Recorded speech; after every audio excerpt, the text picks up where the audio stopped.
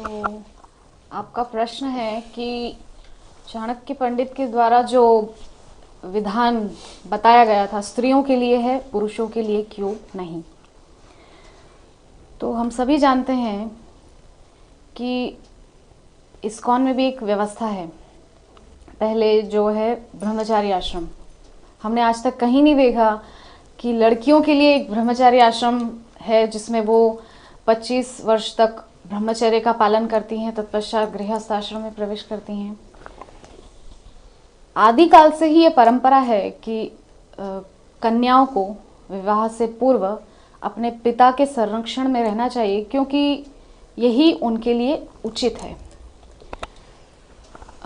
बहुत सारे लोग तो यहाँ तक कहते हैं कि स्त्रियों को वेद पढ़ने का अधिकार नहीं है इत्यादि।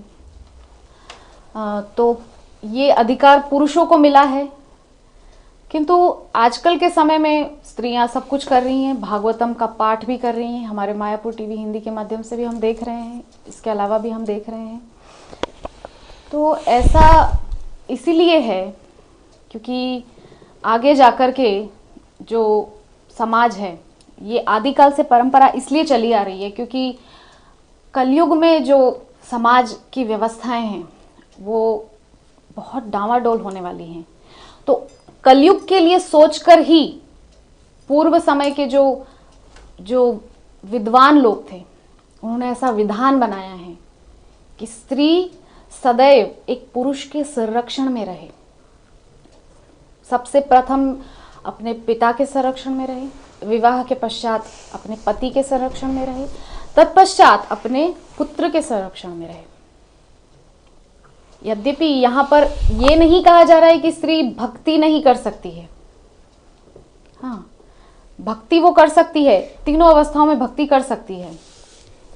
और ऐसा देखने में आया है कि स्त्रियां पुरुषों के मुकाबले बहुत अच्छी भक्ति कर सकती हैं, क्योंकि अगर चित्त उनका एकाग्र हो जाए, क्योंकि स्त्रियों को कई जगह बोला गया है कि भागवतम में भी कि शूद्र, स्त्री और जो द्विज बंधु होते हैं उनको भक्ति मतलब करने का अधिकार नहीं है।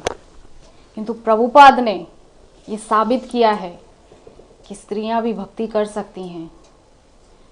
ऐसी महान महान स्त्रियां हमारे इस्कॉन जगत में हैं जिन्होंने भक्ति के माध्यम से अपने जीवन को एक ऐसी उच्च अवस्था में पहुंचाया है।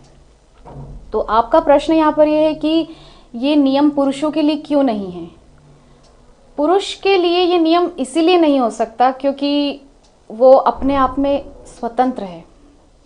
उनके लिए उतना जटिल नहीं है समाज की परिस्थितियों को झेलना। लेकिन स्त्रियों के लिए जटिलताएं पहले भी थी, आज भी हैं और आगे भी रहेंगी निश्चित तौर पे। हम ये नहीं कह सकते कि स्त्रियां स्वतंत्र होकर के घूम सकती हैं, नहीं, स्त्रियों को स्वतंत्र होने का अधिकार नहीं। प्रभुपाद ने भी इसका उल्लेख किया है श्रीमद् भागवतम में कि स्त्रियों को सदैव अपने पिता, तत्पश्चात पति, तत्पश्चात पुत्र के संरक्षण में ही रहना चाहिए। ये मेरा अपना मंतव्य है। इसके अतिरिक्त